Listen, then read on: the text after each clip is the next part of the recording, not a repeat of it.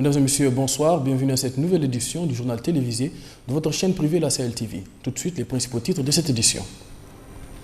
Le dialogue à l'ordre du jour de la rencontre entre le président de la République et Mes'oud El Boulkhair, président de l'APP.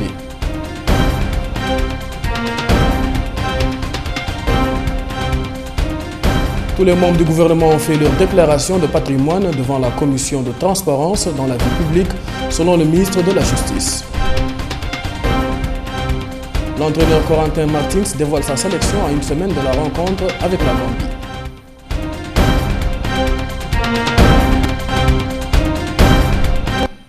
Mesdames et messieurs, bonsoir. Le président de l'Alliance populaire progressiste, l'APP, Mes'oud El Boulkhair, a été longuement reçu aujourd'hui par le président de la République. La rencontre, attendue depuis quelques mois, s'est déroulée dans un climat plutôt serein selon les premières informations. Après la friction née du refus des autorités de satisfaire les demandes de El Boulkhair se rapportant au Conseil économique et social qu'il préside, voilà que le président de l'APP, qui a plusieurs fois tenté de rapprocher les points de vue des acteurs politiques en vue d'un dialogue inclusif, chaque fois son initiative n'a pas eu de suite. Entre les deux hommes, il a été beaucoup question de la nécessité de reprendre le processus de dialogue plusieurs fois interrompu. L'examen de la loi sur la corruption a été l'occasion pour les députés de poser de nombreuses questions, mais aussi pour le ministre de la Justice d'y répondre. Dans ses propos, le ministre Brahim Ould Daddah a affirmé que le Premier ministre et les membres du gouvernement ont déclaré leur patrimoine devant la Commission pour la transparence de la vie publique. Un compte rendu de Ramatadem. Dans ses réponses aux députés pendant l'examen de la loi sur la corruption, le ministre de la Justice, Maître Brahim Ould Daddah, a déclaré que tous les membres du gouvernement, y compris le Premier ministre, ont fait la déclaration de patrimoine auprès de la Commission pour la transparence de la vie publique. En effet, la loi sur la transparence financière de la vie publique adoptée en 2007 institue une obligation de déclaration périodique du patrimoine pour le président de la République, le Premier ministre, les membres du gouvernement, certains titulaires de mandats électifs et les fonctionnaires de l'État désignés par cette loi. Selon l'article 2 de cette loi, le président de la République, après son investiture et à la fin de son mandat, fait une déclaration de sa situation patrimoniale et celle de ses enfants mineurs. Chacune de ces déclarations est rendue publique. Cette loi dispose que le Premier ministre, les autres membres du gouvernement et assimilés sont tenus à leur nomination d'adresser au président de la Commission une déclaration de situation patrimoine concernant leurs biens meubles et immeubles. Cette loi dispose également que l'obligation de la déclaration de patrimoine s'impose aux hauts fonctionnaires de l'État. En dépit de l'existence de cette loi, les déclarations de patrimoine des responsables gouvernementaux mauritaniens faites devant le président de la Commission nationale de la transparence financière de la vie publique ne sont pas respectées. À ce titre, une lettre circulaire a été adressée aux concernés intitulant l'obligation de déclaration de patrimoine. À toute fin utile, il convient de rappeler que la déclaration de patrimoine est une exigence citoyenne qui vise à promouvoir la transparence dans l'exercice des fonctions publiques, à garantir des serviteurs de l'État et à affermir la confiance du public envers les institutions. Le banquier et homme d'affaires Isselmou Ould Tagedine, président directeur général de la Banque pour le commerce international, est bien candidat à la présidence de l'Union nationale du patronat mauritanien. Des sites mauritaniens ont publié de fausses informations qui font état d'un retrait de la candidature annoncée depuis plusieurs semaines. Mais cette candidature est bien maintenue. Isselmou Ould Tagedine est un homme d'affaires consensuel qui peut rassembler ses pairs et en même temps apaiser les relations avec les acteurs sociaux. Sa réussite dans les affaires est concrétisée par l'extension de sa banque dans une bonne partie de l'Ouest africain. Le projet de la Grande Muraille Verte a fait l'objet d'une communication au Conseil des ministres relative au tracé du projet en Mauritanie quant à une zone pilote située au Trarza. L'occasion de présenter ce projet pilote. Un reportage de Fatimata Diaché. On connaît désormais le tracé de la Grande Muraille Verte en Mauritanie, située au niveau d'une zone pilote dans la wilaya du Trarza. C'est l'objet de la communication adoptée par le Conseil des ministres, présentée par le ministre de l'Environnement et du Développement durable, M.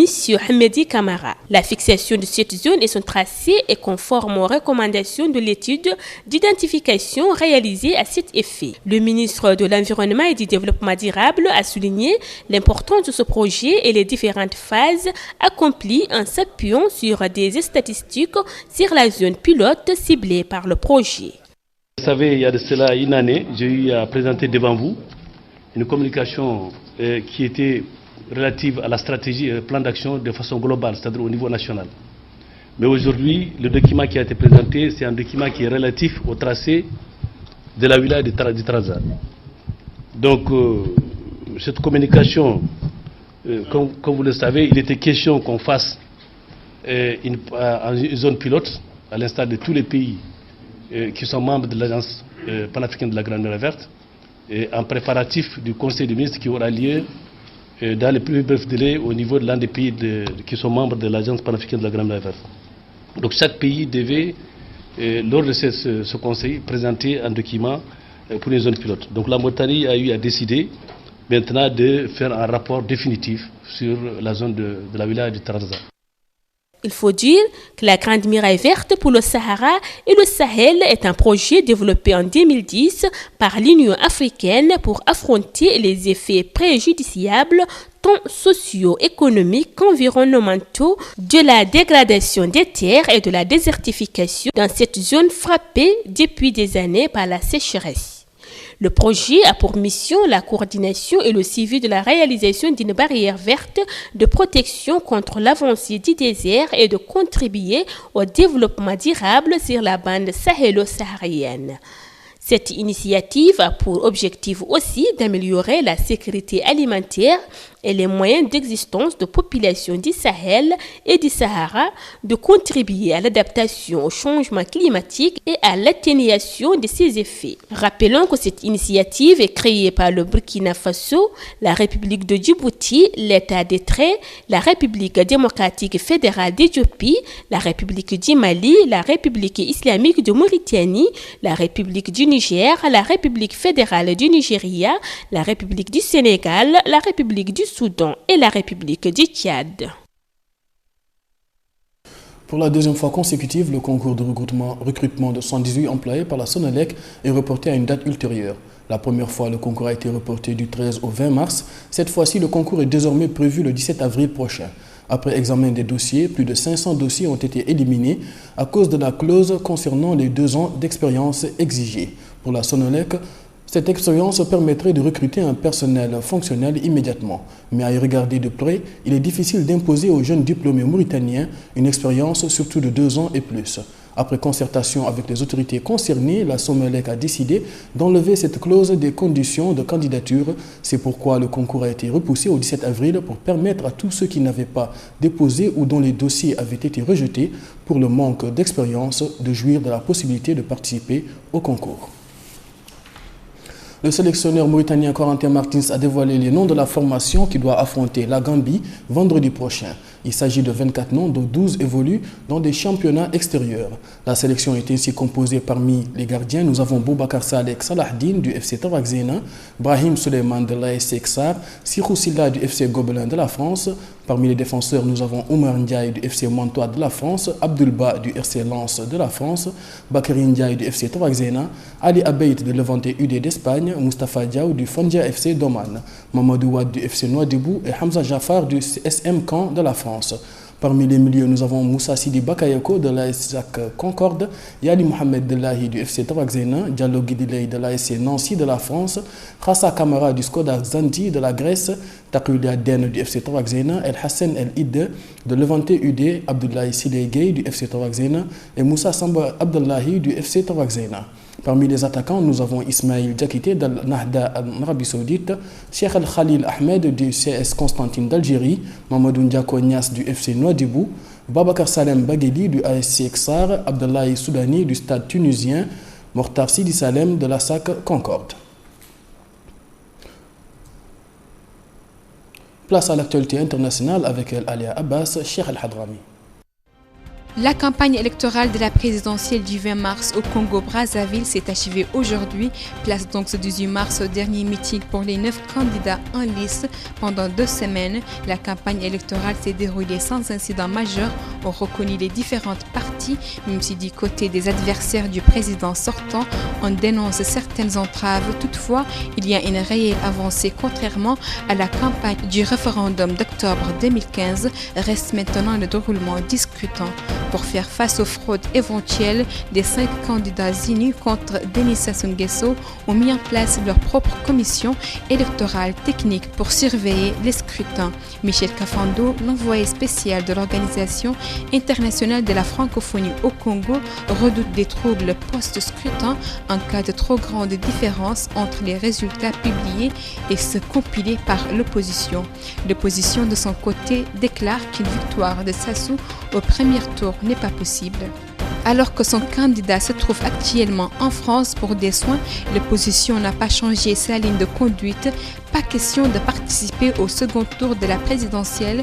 À l'issue de leur rencontre de jeudi, les leaders de la COPA 2016, coalition qui soutient l'opposition, Ama Amadou n'a pas changé de discours. Il ne reviendra pas sur leur décision de se retirer du processus électoral, réitérant par la même occasion le rappel au boycott du scrutin de dimanche. Ils ont donc exhorté leurs partisans à ne pas se rendre aux urnes et les invitent à la prière et au recueillement pour dénoncer l'instrumentalisation de la Commission nationale électorale indépendante de la Cour constitutionnelle.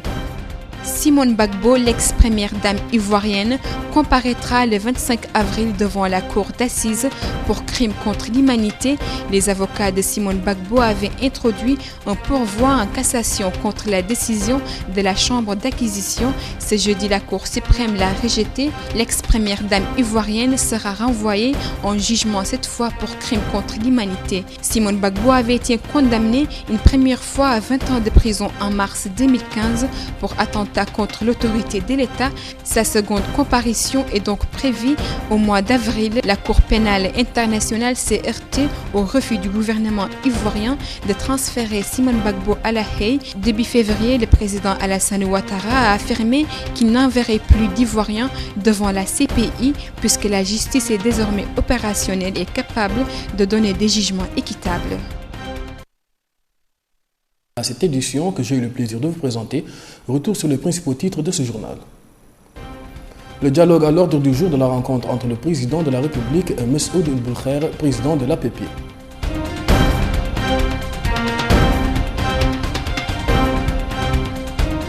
Tous les membres du gouvernement ont fait leur déclaration de patrimoine devant la commission de transparence dans la vie publique selon le ministre de la Justice.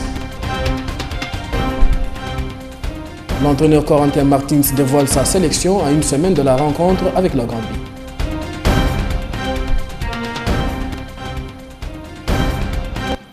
Mesdames et messieurs, merci de nous avoir suivis. L'information continue sur notre site internet www.sahel.tv. Merci à toute l'équipe technique et rédactionnelle pour la confection de ce journal. Merci et au revoir.